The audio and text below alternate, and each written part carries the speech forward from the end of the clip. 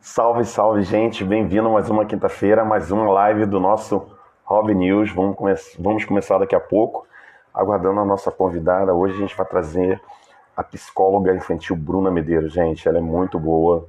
A doutora Bruna já esteve aqui algum tempo atrás com a gente e, através de vários pedidos, estaremos trazendo ela de novo. Bem-vinda, doutora Bruna. Vamos aguardar só um instantinho enquanto as pessoas começam a entrar, para a gente começar a nossa live de quinta-feira. Gente, falando de um assunto que não tem muito a ver, antes, enquanto dá tempo, que a internet, toda quinta-feira ela começa, digamos assim, a esquentar, né? Até que entre todo mundo. As pessoas que me mandaram os sambas, eu já dei o feedback para vocês, já devolvi os sambas com as análises, tá? Obrigado por ter, digamos assim, por consideração e pelo respeito ao meu trabalho, por chegar e mandar os sambas para que eu pudesse analisar, e eu estou devolvendo. Outra também que eu queria agradecer é a nossa FM de São Paulo, essa semana, mais uma vez, pelo convite para que eu volte a minha coluna semanal, né, na nossa FM, mas no momento agora está meio complicado, mas eu quero agradecer mais uma vez o convite. Eu tinha uma coluna aqui no Sabe Semanal, na rádio Nossa FM, falando sobre música, samba. E, infelizmente, devido a esse clima de pandemia, hoje eu não consigo conciliar, né? Mais brevemente, quem sabe a gente retoma essa parceria. Mas vamos chamar a doutora Bruna, né? Vamos lá. Vamos chamar a doutora Bruna, a mãe da... Fala comigo, Bard. Me ajuda. Seja bem-vindo. Olá, doutora Bruna. Tá meio escuro aí? Ou sou eu? Tá muito Tá meio escuro? escurinho aí? Tá um pouquinho escurinho aí. Calma aí. Já é segunda live hoje, né? É, a segunda. Gente, olha pra vocês verem. Ela é tão ruim que ela tá indo pra segunda live hoje. Não, Vocês terceira. pediram tanto pra doutora Bruna vir. Não, terceira. Acabei de. Fiz uma 5, fiz uma 8 agora. Terceira live. Terceira live. Meu Deus do céu. Ah, viu, gente? Vocês pediram tanto a doutora Bruna e a gente trouxe ela, viu? Não tem como. É uma hiper, ultra, mega profissional e aí não tem como a gente não trazer. Gente, ela vai se apresentar. Essa é a doutora Bruna, assim, uma pessoa fera, assim, mãe da Júlia, que está quase chegando aí, uma hiper, ultra profissional, muito boa. De tanto vocês me pediram no direct, traz a doutora Bruna, traz a doutora Bruna. Consegui trazê-la, ela está com a agenda dela lotada, tá tudo lotado, mas mesmo assim ela veio para cá no nosso canal para poder prestigiar. Doutora Bruna, boa noite. Boa noite. Seja bem-vinda mais uma vez. Obrigada. Bom, gente, Estamos lá, posso me apresentar? claro. Bom, meu nome é Bruna, como ele já falou, né? Eu sou psicóloga de pais e filhos. Eu não me intitulo como psicóloga infantil, né? Porque a gente precisa trabalhar os pais também. Eu venho atuando nessa área aí já tem um tempinho. E como você falou, né? Você mamãe daqui a 8 semanas praticamente. Então, tá chegando aí. E eu tenho um Instagram que lá eu dou várias dicas de como criar filhos emocionalmente saudáveis. Então, se vocês podem tirar, inclusive, muitas dúvidas lá nos meus conteúdos. A agenda ainda tem vaga lá? Porque eu vi que a agenda estava lotada, né? Falou essa semana que a agenda não tinha mais espaço. É, tá um pouquinho lotada, né? Gente, mas depois eu vou deixar o Instagram da doutora Bruna aqui embaixo do vídeo, vai ficar salvo no IGTV. Acessem, consultem ela para ver se ela consegue encaixar vocês. Hoje a gente vai fazer um bate-papo muito interessante. Eu quis trazer a doutora Bruna porque ela é uma pessoa que tem um conhecimento muito vasto dentro, não só desse assunto, mas ela também é psicóloga de pais e filhos. Eu denominei ela como psicóloga infantil, mas ela abrange tudo isso. E é um assunto que está aí na nossa frente, acontece, e não tem como a gente virar o rosto para o lado e dizer que não acontece. E ninguém melhor do que uma profissional conceituada para poder dar esses feedbacks, dar esses briefings sobre como a gente pode identificar, de que forma a gente pode identificar, o que, que a gente pode estar fazendo para poder estar prevenindo e poder tentar evitar. Lógico, ninguém é Deus, ninguém vai conseguir fazer tudo. A gente não tem esse poder. Mas se a gente pode se prevenir, então por que deixar com que a coisa aconteça? A doutora Bruna está disparando a senhora. Nós estamos com 298 e estamos subindo cada vez mais 299. Está disparando a sua live, tá? Que ótimo. Doutora Bruna, vamos lá. Só para a gente começar a entender, explicar um pouquinho para o público, dentro da definição abuso infantil, né? O que é considerado abuso infantil, no sentido literário? São definidos como toda forma de violência física, emocional, psicológica, maus tratos, negligência, exploração comercial ou sexual, resultando em dano real ou potencial ou saúde ou da dignidade, da sobrevivência e desenvolvimento da criança. Me corrija se eu estiver errado, por favor. Eu vi que a pena é entre 3 a 6 anos de reclusão, para, no caso de, sendo comprovado, o abuso feito junto ao menor. Como é que a gente consegue identificar, primeiramente, por a gente não começar a criar aquela paranoia no pai e na mãe que tá aqui com a gente, identificar quando é abuso e quando é carinho? Porque muitas vezes as pessoas, eu já vi alguns relatos de casos, por exemplo, de um avô que ele estava com a neta no colo no ônibus e a senhora achou que ele estava abusando da neta dela. Não, ele era avô dela. E ela simplesmente começou a fazer um alarde e deu uma confusão danada, foram para a delegacia e na realidade ele era avô dela e estava levando ela ao dentista. Como é que a senhora pode mais ou menos dar uma mensurada sobre isso? Mas era só porque a criança estava sentada no colo do avô? Ou o ela banco, viu o banco do outra lado cena? estava ocupado, o banco do lado estava ocupado e o avô botou ela no colo. Estava segurando ela no colo. Ela devia, se eu não me engano, agora acho que ela tinha 6 ou 7 anos, se eu não me engano, em torno dessa idade. Mas dizem que ele não estava fazendo nada, ela só estava sentada no colo dele porque o ônibus estava cheio e não tinha lugar para acomodá-la, entendeu? Bom, carinho é na cabeça, né? Então, a partir do momento, principalmente, porque assim, a maior parte dos abusos, elas vêm de familiares, né? Então, a criança ela é muito mais abusada dentro de casa por alguma pessoa da sua família do que por um estranho em si, né? E esses abusos, normalmente, né, eles são abusos que acontecem através de carinho. A violência física ela é muito mais quando tem bebida envolvida, quando tem drogas envolvidas, e aí a pessoa ela acaba perdendo o controle e acaba abusando de uma forma mais física da criança, nem que seja sexual, né? Mas a maioria da violência, né, do molestar e até mesmo de uma masturbação, por exemplo, ela começa com carinho.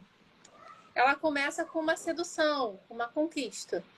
E isso para a criança não é agressivo no momento, né? Porque se ainda mais se é uma criança que está acostumada a receber carinho, ela vai achar que aquilo é um carinho e ela vai gostar, inclusive.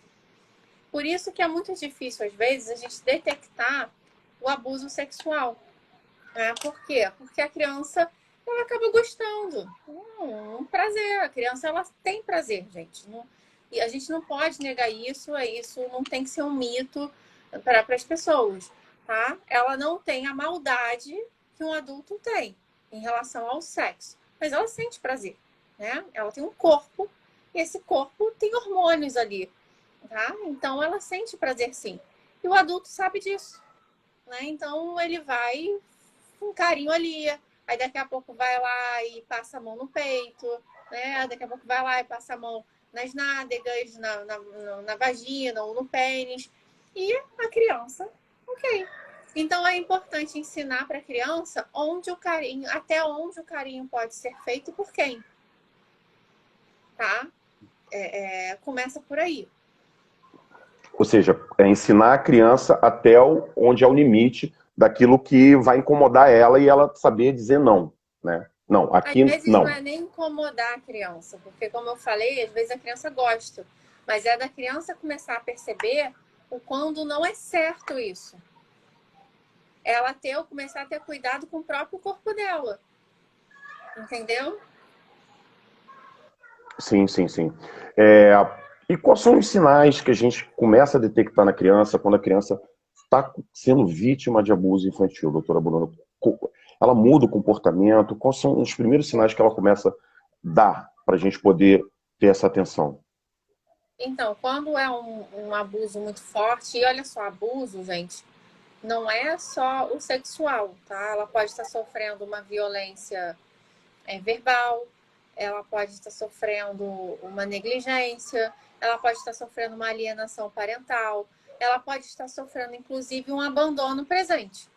Tá? Às vezes ela tem pais que estão ali fisicamente presentes, mas não afetivamente presentes. E isso eu considero como uma forma de abuso também. Tá? Porque a criança ela precisa ter suas necessidades afetivas atendidas também. Tá? Então, quando vários comportamentos podem vir, né? Mas normalmente, que eu acho que é mais o seu direcionamento aqui, do abuso sexual, né? A criança ela começa a ficar mais retroagida, ela começa a não falar muito, ela fica calada, né? Ela começa a ter alteração de sono, então, ou seja, ela começa a ter muito pesadelo. Ela não quer ficar sozinha, né? Normalmente, se ela, por exemplo, a mãe sai e ela tem que ficar sozinha em casa com o abusador, ela começa a ficar em pânico, né? Então, assim, são vários comportamentos que a criança pode apresentar. Ela pode apresentar agressividade, de querer bater em outras pessoas, né? E aí isso é importante você investigando, tá? É E verdade. a criança, E normalmente, que sofre abuso, quando ela é muito pequenininha, é difícil dela falar. Quando ela é maior e ela tenta falar e as pessoas ignoram, para depois ela falar é mais difícil. Que é o que acontece muito. Às vezes a criança ela fala que está acontecendo algo errado e o adulto ele passa por cima, né? eu recebi Disso, um caso desse essa semana. não acredita na criança, diz que ela tá, né? Ou finge que não acredita, diz que ela tá blefando. E aí a criança ela vai começando a pensar, cara, se eu falo e ninguém me dá um retorno, então eu vou começar a ficar calada. E aí depois para você trabalhar essa criança, tirar isso da criança, já é mais difícil. Eu imagino. E eu li também que grande parte dos molestadores ou abusadores, sejam sexuais, sejam de emocional, eles geralmente são ligados à família, né? Tem algum tipo de vínculo junto à família. Ou fazem parte ali daquele núcleo familiar, não é isso? Isso. É, a maioria dos abusos acontecem dentro do ambiente familiar. Tá? Porque são pessoas que têm acesso direto à criança, né? Que Tem conhecem a aquela. rotina da criança, que costumam ver a criança pelada, por exemplo, né? Então, que sabe como se achegar à criança. Às vezes até acaba confundindo um carinho da criança com algo mais, né, mais sério. E aí começa a ter esse tipo de tesão, né, de visão com a criança. Mas a maioria, grande maioria mesmo, é dentro de casa. É dentro do ambiente Boa familiar. noite, Gleice. Doutora, batemos 400 pessoas, tá? Superou a sua última live, que foi 200 e pouco. Já batemos 400 pessoas, 400 espectadores. É, doutora Bruna, eu vi um post, no caso na sua página, sobre o selinho, e eu achei muito coerente. O que me levou também a trazê-la, novamente, foi sobre essa questão do a criança acostumar a criança a dar selinho, e a sua visão quanto a isso, que isso, de uma certa forma, acaba sendo uma abertura para que o molestador se aproveite, porque a criança acha aquilo normal, né? Beijar outro adulto na boca, né? eu vi que a senhora também, algumas pessoas acharam que não é, mas eu entendi muito bem a sua explicação quando você virou, a senhora virou e falou assim, gente, mas espera aí, para e pensa que isso é uma abertura para quem está de fora, né? Para a pessoa que tem a maldade, né? Ela vê, quando você acostuma a criança a beijar na boca, né? Ela é inocente, ela acha que aquilo é um ato mais natural. Acho que a senhora pode falar melhor do que eu sobre isso. Sim, tem muito, assim, tem duas questões aí. Adulto dá beijo na boca de adulto, né? Então é importante todo mundo entender cada um seu papel. A criança tem o papel de criança, o adulto tem o papel de adulto, né? A criança não é, a menina não é a namoradinha do papai. A menina é a filha do papai. E tem muitos pais que falam isso, né? Você é a namoradinha do papai. E tem muitas mães que falam pro menino, por exemplo, você é o homem da minha vida, sabe? Não, tá? O homem da vida dela é o marido, ou depois quem vira a ser, ou se foi alguém antes, né? Então, assim, é uma questão de afetividade entre homem e mulher, ou entre parceiros e parceiros, tá? Então é importante entender isso. Mas tem culturas que todo mundo beija na boca. Ok, mas essa não é a nossa cultura. É importante a gente entender que a nossa cultura ela impacta diretamente na nossa forma de se comportar, né? Então, acima de tudo, é entender de que cada um tem seu papel. Mas a minha mãe me deu beijinho a vida inteira e nunca aconteceu nada comigo. Que bom que não aconteceu com você. Mas isso não significa de que não vai acontecer com seu filho, tá? E aí vem a questão também da criança. Sim, por mais que a mãe fale, beijinho na boca só na mamãe, só no do papai, né? Mas isso pode abrir uma outra porta da sexualidade dela, isso pode antecipar um pouco a sexualidade dela, porque a gente já está vivendo num mundo muito sexualizado, né? Isso a gente vê o tempo todo na televisão, a gente vê o tempo todo na internet, e a criança ela acaba tendo acesso a isso também. Então, quando você tem esse tipo de comportamento, você está abrindo mais uma janela para a sexualidade dela aflorar num momento que não tem que ser aflorada. Então, tem muito por esse lado também. Entendi. Quanto à questão do banho, doutora Bruna, o que a senhora recomenda os pais a orientarem essa coisa de quem pode dar banho, quem não pode dar banho, na hora do banho, como é que faz, como é que Bom, pode dar o banho é um um aspecto muito briefing? importante, porque é importante, desde que bebê, inclusive, que os pais eles tenham respeito pelo corpo da criança. Porque normalmente quando é bebê, troca a criança de qualquer jeito, né? Aquelas coisas assim, tocam nas partes da criança de qualquer jeito. Então, assim, é importante ter um respeito. Então, quando a criança for tomar banho e ela já tiver condições, é importante você falar para ela, olha, mamãe vai passar o sabonete em você, tá? Ou você quer passar sozinho, passa você o sabonete, tá? Então, é importante mostrar para a criança que ela precisa ter esse cuidado com o corpo dela, tá? Porque isso é uma forma de vocês fazerem uma educação sexual com a criança, de vocês mostrarem o seu corpo é o seu corpo, o corpo da mamãe é o corpo da mamãe, né? E é importante a gente respeitar isso. Então, a hora do banho é um ótimo momento para se trabalhar isso. Deixa a criança. Eu sei que crianças pequenas não dá muito para você, é importante que você dê o banho, mas fale com ela, ó, mamãe vai passar o sabonete aqui, mas é só a mamãe que pode passar, ou só o papai, né? Sabe? É mostrando para a criança que você tem um respeito pelo corpo dela. Entendi. Outro detalhe muito interessante é sempre bom ensinar a criança a nomear as partes do corpo, aquela coisa de, olha, não pode tocar aqui no piu-piu, não pode tocar na pepeca, não pode tocar aqui, na Sim. parte de cima. É interessante sempre estar colocando isso para a criança. Sim. E nomear de forma correta, gente. Não precisa ter tabu, não, piu-piu, pepeca. Não, pode nomear Porque normal, depende entendeu? muito da criança, né? Porque isso tem uma variação muito enorme, né? Quando a criança já entende um pouco mais, a gente já dá para falar um pouco mais abertamente. Quando é um pouco pequenininha, a gente dá aquela meia coisa meio lúdica, né? A gente já criou esse hábito, né? De criar aqueles nomes lúdicos, né? A vulva, o pênis, pode falar, não tem problema nenhum, não. Nome científico. Gente, da Bruna. tá falando, nome científico pode falar, não tem problema nenhum, viu?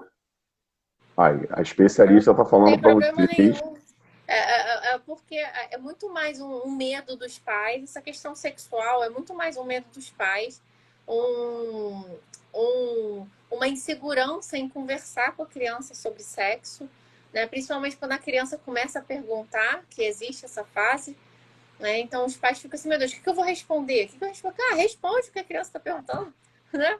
Não precisa ser, óbvio que em detalhes, e de uma forma um pouco mais lúdica, numa linguagem mais que ela conheça, mas não precisa esconder. Ela perguntou, então ela perguntou. Mas isso não significa que ela esteja com maldade. Né? É uma curiosidade, inclusive, normal do desenvolvimento da criança. Muito legal. Batemos o segundo recorde do canal, chegamos a 514 pessoas.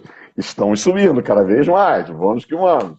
Gente, não esquece, depois eu vou deixar o Instagram da doutora Bruna.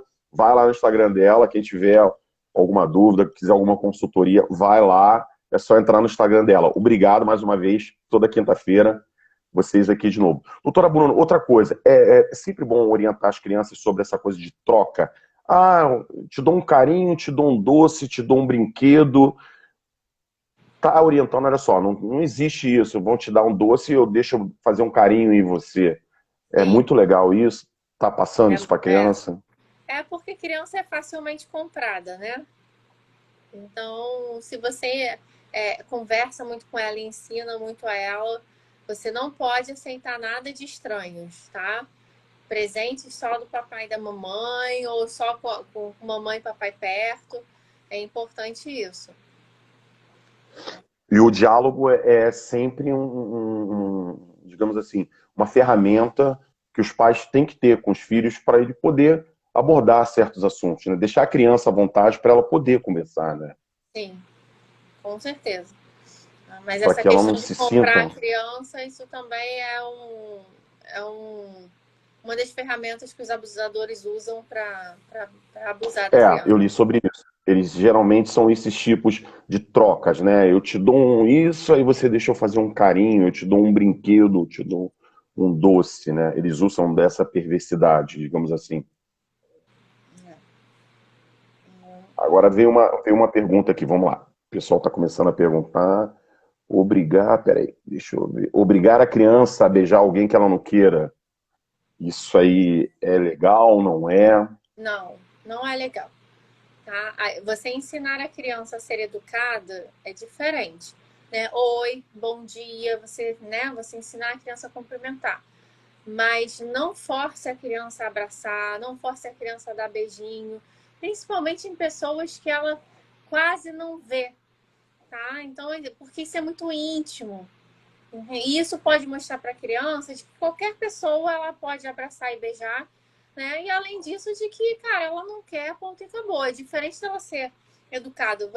Às vezes, você chega num ambiente mais formal, por exemplo, você não sai abraçando nem beijando as pessoas. Você dá um aperto de mão, tudo bem? Ou você cumprimenta, né, com a cabeça, porque você não tem intimidade com aquela pessoa, né? E a criança é a mesma coisa. E os adultos fazem muito isso porque é fofinho mostrar que a criança sabe dar beijinho, é fofinho mostrar que a criança sabe cumprimentar, tá? Mas não, gente, é importante a gente respeitar. Cumprimentar, né, ser educado é diferente de você obrigar a criança a abraçar e beijar, tá? Então, Ou é seja, importante ter esse cuidado, esse cuidado. respeitar o limite da criança, né? Ela não quer, ponto.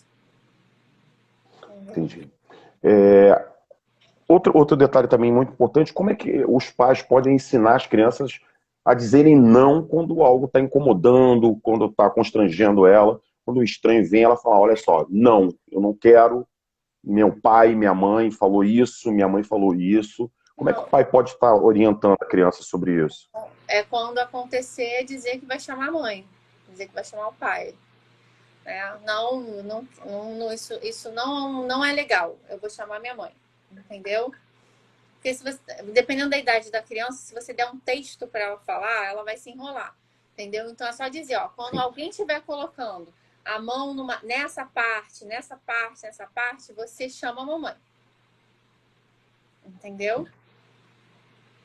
É importante E, se ensinar, e, é importante ser muito direto com a criança, objetivo. Quanto mais objetivo você for, mais ela vai captar a mensagem.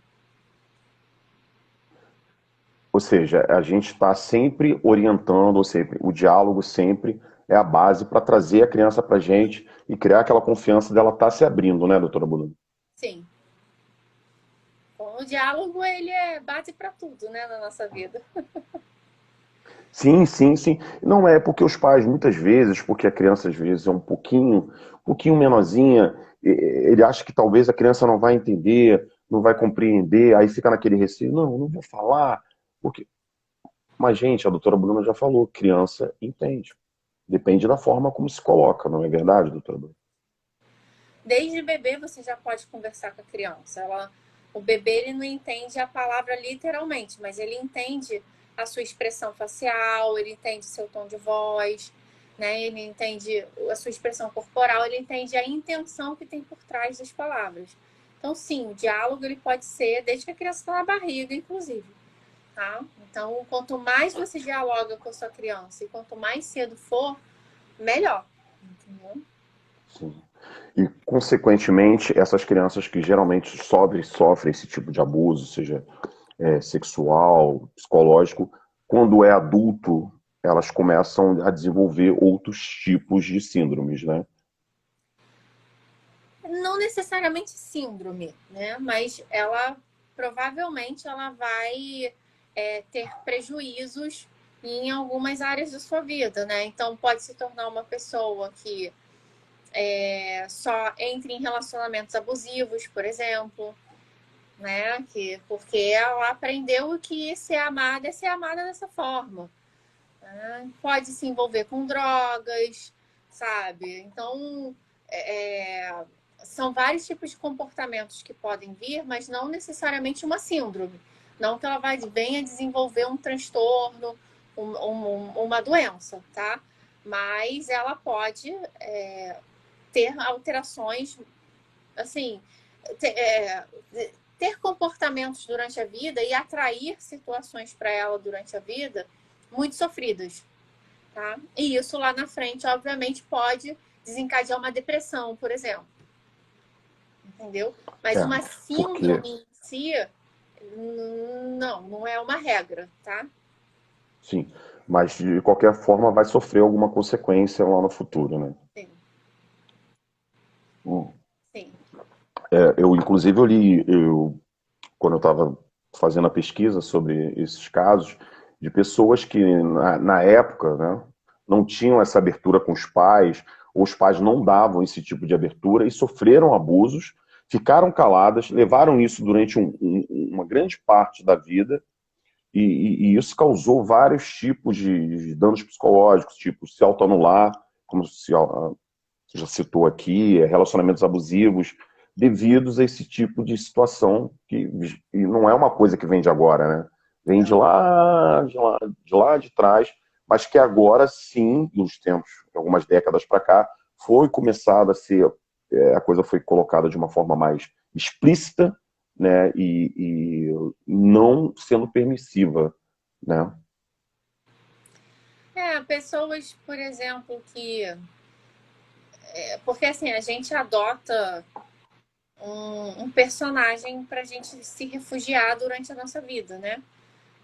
A gente vai criando esse personagem na infância e a gente vai cada vez mais alimentando. E aí, dependendo do nível de desamparo da criança, que todos nós fomos desamparados na infância, as crianças são umas muito pouco, outras muito mais, né? Mas sempre existe um desamparo. E conforme a gente vai crescendo, a gente vai alimentando esse personagem que a gente se refugia nele. Ele se torna um refúgio pra gente. Então, por exemplo, uma pessoa que entrou num personagem de estar sempre doente, né, ou vou dar um personagem melhor que pode ter tido a chance de ter sido abusado. Aquela pessoa que é a resolvedora de problemas, ela soluciona o problema de todo mundo, né? Então, ela se sente amada se ela resolver os problemas das pessoas. Então, ela vai trabalhar com situações em que ela tenha que resolver problemas. Na família, ela vai ser aquela pessoa que vai resolver problemas. Entendeu? Ah, eu vou ligar para fulano, porque fulano eu sei que vai me ajudar nesse caso. Você tá entendendo? Ela vai ser essa pessoa. E aí, só que na verdade, essa pessoa ela acha que isso é uma forma de amor condicional. Só que amor condicional não é amor. É a partir do momento que existe uma condição, né? E aí quando você vai investigar por trás disso, quando ela tem uma situação que ela não consegue resolver, isso tira ela totalmente do eixo. Né? E aí, quando você vai investigar isso tudo, você vai começando a ver que o histórico dela, ela, ela teve uma situação de abuso em que ela tentou, de uma certa forma, mostrar que ela estava sendo resolvida, mas ninguém resolveu isso por ela. Então, ela entrou nesse personagem de ser a solucionadora de problemas para poder ninguém ter que solucionar o problema para ela e ela não sofrer. Entendeu? Então, assim, a nossa mente é muito bizarra. Então, esse é um caso típico. Quando você vai investigar, normalmente tem algum tipo de abuso aí na infância. Né? Entendi. Uma, uma pessoa acabou de relatar aqui agora que ela foi abusada pelos amigos do pai que frequentavam a casa dela e que há 35 anos atrás esse tipo de assunto não era abordado, não se falava. Até hoje não é muito falado. Né? Até hoje os pais eles têm muita dificuldade em conversar sobre isso com as crianças. Hoje é mais falado na mídia, né? Porque hoje, se acontece um caso de abuso, isso ir para a mídia é muito mais fácil do que antigamente. Porque os abusos, eles sempre aconteceram, né? Então, só que hoje ele é mais divulgado, vamos dizer assim, em consequência disso, ele é mais falado.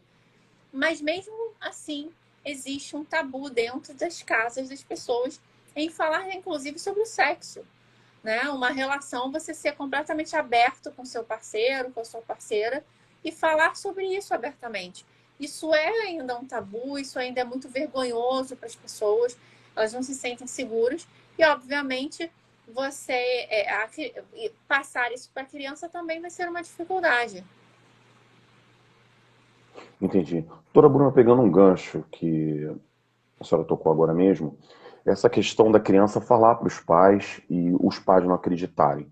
Como é que a senhora trabalha isso na criança? A criança virar e falar para chegar no seu consultório e falar, doutora Bruna, eu fui abusada, o fulano passou a mão em mim, mas meu pai e minha mãe não acreditaram quando eu falei para ele. Como é que a senhora faz esse trabalho para poder tentar fazer com que essa situação tenha essa credibilidade, a criança seja ouvida?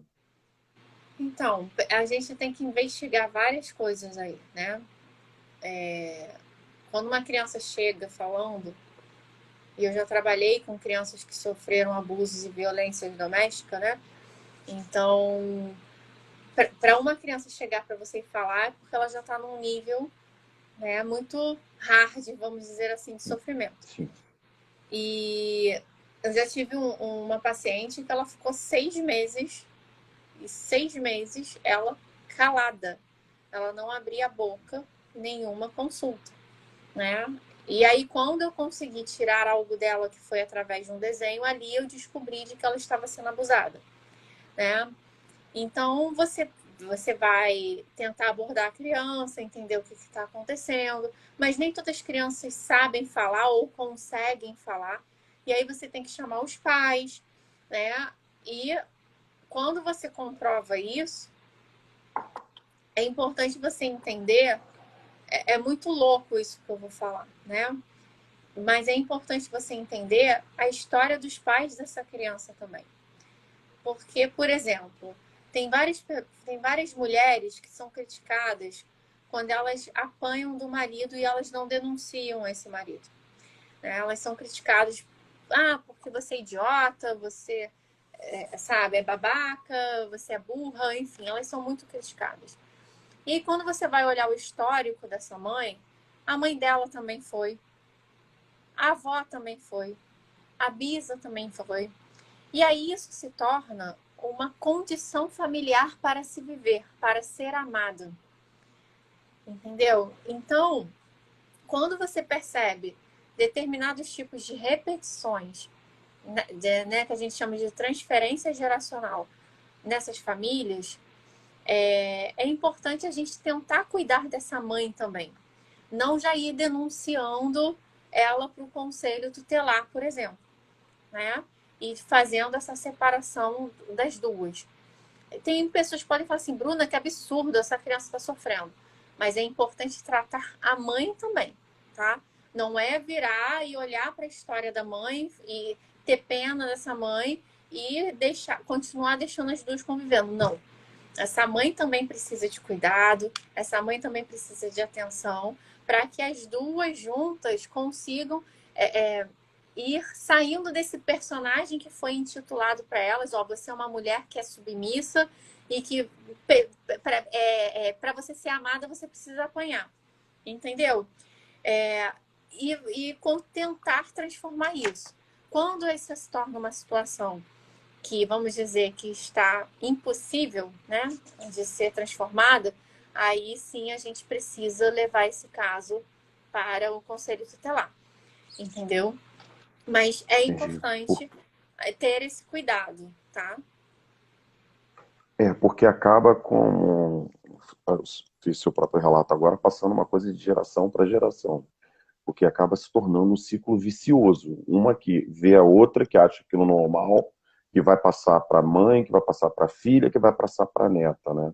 E Exatamente. aí fica aquele ciclo, ou seja, se não houver um tratamento de ambas, a coisa vai continuar se propagando, e a outra vai crescer, a neta vai crescer também achando que aquilo é normal, e enfim, eu acredito que isso é muito complexo, principalmente na cabeça. A gente, não que o homem também não sofra, né? A gente tem casos também aí de homens também mas eu vi que a incidência é muito mais em meninas do que em meninos, né? Talvez até pela criação também masculina, aquela coisa toda, mas meninos também sofrem também abusos, né?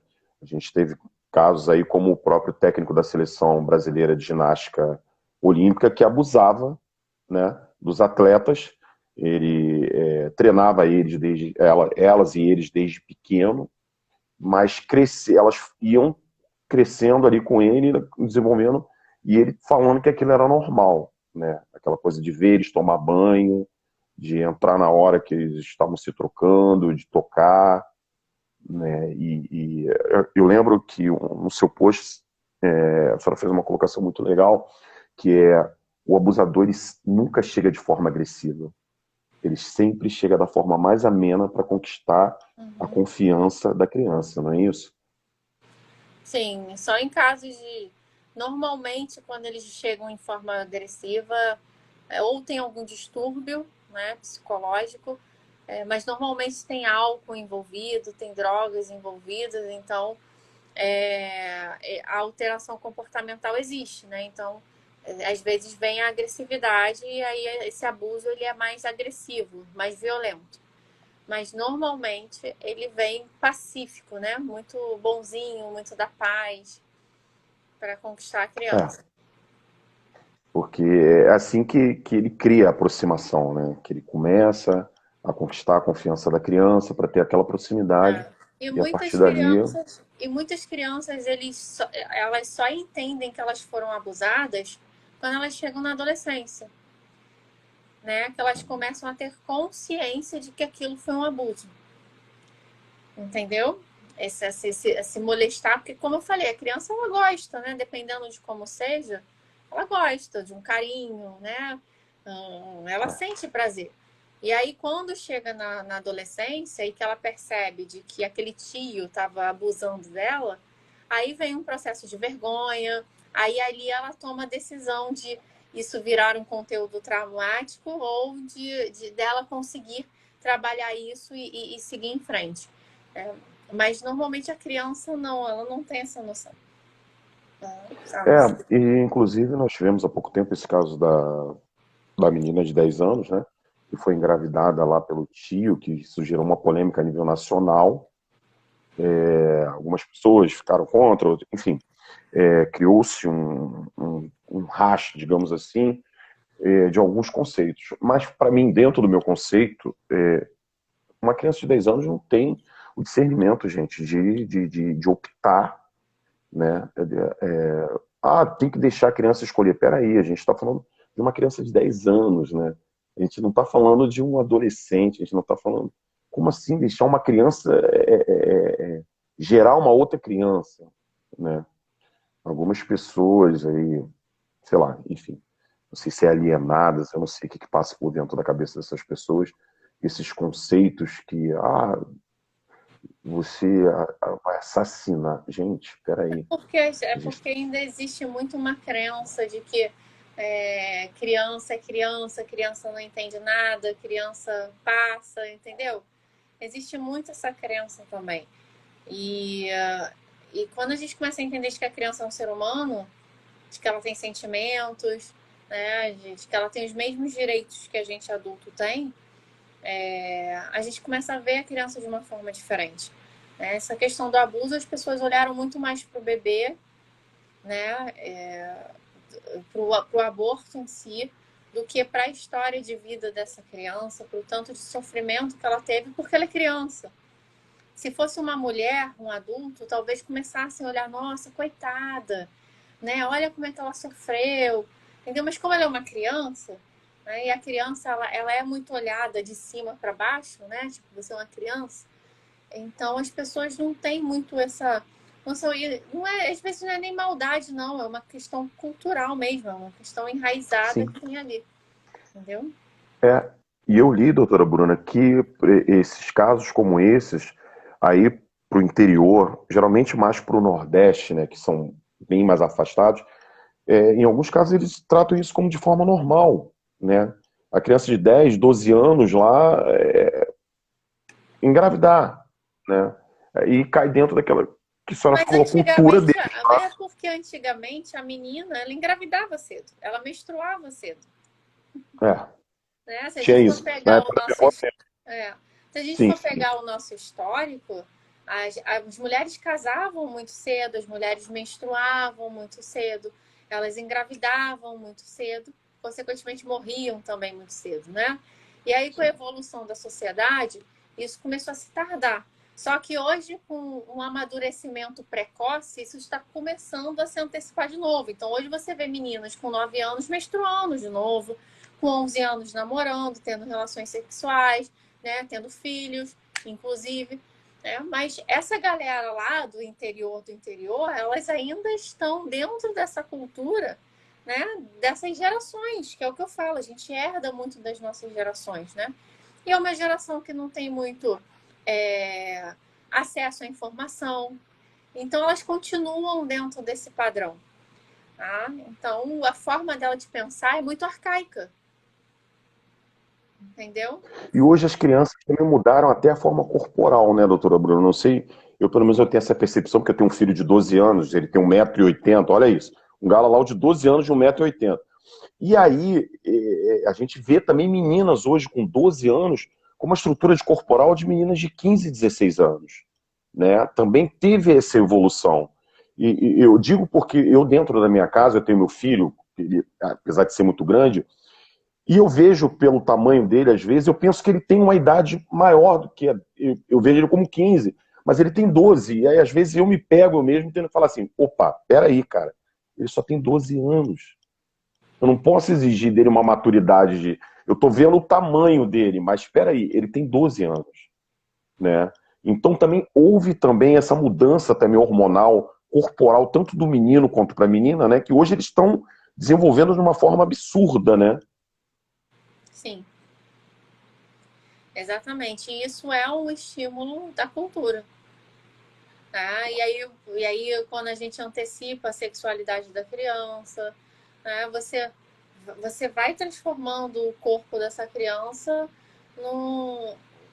muito mais rápido do que deveria ser transformado. Então, sim, isso está acontecendo, isso é muito real. Isso é muito real.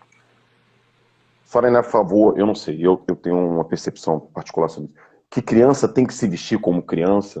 Uhum. Porque hoje eu vejo que hoje eu vejo é, algumas roupas que, assim, eu acho que não são adequadas para criança, são adequadas para adolescente. E eu vejo alguns pais não vestindo crianças como crianças, mas já como adolescentes. Tem muito isso, né? Ah, meu filho já é um homenzinho, minha filha já é uma, uma mocinha, mas em determinados momentos querem que continue sendo o bebezinho da mamãe, né? O bebezinho do papai. Mas sim, essa coisa precoce, ela vem acontecendo. E ela acontece desde que a criança é bebê, né? Você já coloca estímulos ali para o bebê que ele não tem que estar recebendo naquela idade. E aí, com isso, você vai antecipando várias coisas no desenvolvimento da criança, inclusive a sexualidade. Né? Então, hoje você vê crianças de 7 anos, aí as pessoas até falam, mas antigamente você dançava na boquinha da garrafa e isso... Sim, não é que isso fosse certo, né? Mas antigamente essa questão da sexualidade ela ainda era um pouco mais controlada. Hoje em dia não está. Né? Então as crianças, antigamente não tinha internet, né? Na dança da boquinha da garrafa. Então hoje sim. Então você vê uma sexualização nos desenhos, você vê uma sexualização nos filmes, mesmo em mensagem subliminar. Entendeu? Você vê sexualização em outdoor, que a criança no carro passa e vê. Então ela está sofrendo estímulos de todos os lados. Né? Então, aí vem uma mãe, vem um pai e começa a antecipar isso também, o que resta a ela é ser antecipado. É verdade. Ela começa a ser o espelho daquilo que ela está recebendo e vendo, né? Exatamente. Essa coisa da sexualidade é uma coisa que está muito avançada. Inclusive, eu vi um psicólogo falando sobre isso, que antigamente você deixava duas crianças de 13 anos em casa sozinho, o máximo que ia acontecer, alguma coisinha. Hoje em dia, corre o risco de você voltar e ser vovô e você vovó, né? Se você não Exatamente. tiver um diálogo, se você não orientar lá o seu filhinho, a sua filhinha, você está correndo um grande risco de, daqui a 9 meses, você ser um avô ou uma avó precoce, né? Exatamente. Então, assim, eles já têm uma cabeça, eles já sabem de muitas coisas cedo, por isso que é importante o diálogo, né? E se você não fala, eles vão buscar em outro lugar. E aí, que referências esse outro lugar vai estar dando, né? Que tipo de informação esse outro lugar vai estar dando? Então, é importante essa informação vir de primeira mão de você, né? Do pai e da mãe. Doutora Bruna, eu vou deixar a senhora descansar. Eu queria que a senhora pudesse deixar alguma mensagem para esses pais a respeito desse tema, o que eles podem estar fazendo, a respeito de diálogo, a respeito de conversa, até porque já está na terceira, gente, ela está na terceira live. Vamos aliviar. E a Júlia já está chegando aí, tadinha. Ela está ali com o barrigão dela sentada. Já está 3 lives hoje. Vamos liberar ela. Queria que a senhora fizesse as suas considerações, por gentileza. É um assunto bem delicado e ao mesmo tempo bem complexo, né? Ainda existe muito tabu relacionado a qualquer questão a sexo, né? Então, eu acho que é importante a gente começar a abrir a mente para esse assunto. Isso é importante não só para nossa relação com os nossos filhos, mas também nossa relação com os nossos parceiros, com as nossas parceiras, né? A gente se abrir mais para pensar e para falar sobre isso. Tá? É um assunto sério. A tendência de, de que mais crianças sejam abusadas, ela tende a aumentar, né, devido a essa liberdade de expressão, devido a essa liberdade sexual que está sendo pregada no mundo, né? Então, quanto mais vocês tirarem esse tabu da vida de vocês e trabalharem isso de forma muito aberta com as crianças, elas têm grande probabilidade de se defender, tá? E evitar coisas piores. Então, o que eu peço para vocês é isso, né? Abram a cabeça, se informem, leiam sobre. Como conversar com meu filho? Hoje existem vários meios de conseguir informações de como conversar com seu filho, né? Então, não deixem de se informar e não deixem de estar ali dialogando com a criança constantemente. E, acima de tudo, o respeito com o corpo dela começar por vocês, né? Pela gente, pais. Porque nós somos os espelhos, nós somos os exemplos dele. Então, a criança, ela segue muito o que os pais fazem. Então, se a gente mostra esse respeito com o nosso corpo e com o corpo dela, ela vai entender muito quando você dialogar com ela. Ótimo, doutora Bruna, obrigado mais uma vez por ter vindo. Só agradeço. Já mandaram aqui, doutora Bruna é um anjinho. Gente, ela é mesmo. Ela é muito fera. Ela tem um carisma fora de série e sabe como ninguém, tem uma didática muito boa para poder passar as coisas. Vai ficar o Instagram dela aqui, vai lá. Ela tá lotada com a agenda dela, não queria falar não, mas ela vai arrumar um jeito de encaixar quem precisar. Doutora Bruna, obrigado mais uma vez. Agora acho que a gente só vai se falar de repente depois da Júlia, que agora vai dar uma paradinha, né? Daqui a pouco a Júlia tá Provável. chegando. A Júlia tá chegando, vai acabar de arrumar o quarto, arrumar as coisinhas da Júlia. E Júlia já tá batendo na porta aí. E que venha cheia de saúde para alegrar aí a sua vida e do seu marido. Obrigada, gente. Obrigada E pela participação de todos. Eu que agradeço. Doutora Bruna, uma boa quinta-feira, uma boa semana para a senhora. Tchau, tchau. Tchau, gente. Obrigada. Tchau. Gente, eu queria agradecer vocês. Mais uma quinta-feira. Batemos 500, acima de 500. Agora nós demos essa caída, mas batemos acima de 500 espectadores. Mais uma vez, obrigado pela confiança no trabalho do Rob News. Toda quinta-feira a gente está aqui. Eu só tenho a agradecer. Sem vocês eu não consigo essa audiência de conseguir trazer 500 pessoas para poder estar aqui. Eu acho que cada vez que eu trago, é isso que eu falo, trazer pessoas famosas é muito fácil. Eu quero ver você trazer pessoas que vão agregar alguma coisa para a vida de vocês. E é isso que eu sempre estou procurando trazer. Profissionais ou alguém com algum diferencial que vai trazer algum tipo de situação ou algum tipo de ocasião que vocês vão se identificar ou podem já ter passado por isso. Igual nós tivemos casos aqui de pessoas que relataram. E para poder ajudar. Eu acho que hoje a função do Rob News, que foi Rob Samba, continuo sendo músico, não parei de ser músico, estou sentindo falta do meu sambinha, mas o Rob News hoje é essa, é trazer pessoas para agregar, para trazer para vocês experiências. E aí eu vou finalizar com uma analogia muito interessante do filme Planeta dos Macacos.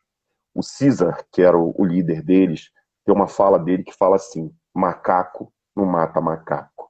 O que ele quis dizer com isso? Ou seja, nós não ferimos a nossa espécie. O ser humano é o único animal inteligente e racional que consegue ferir, machucar os da sua mesma espécie. Até os animais sabem diferenciar isso. Pega a visão. Tá ok? Obrigado mais uma vez. Até a próxima quinta-feira que vem. Fica com Deus, gente. Tchau, tchau, bateria.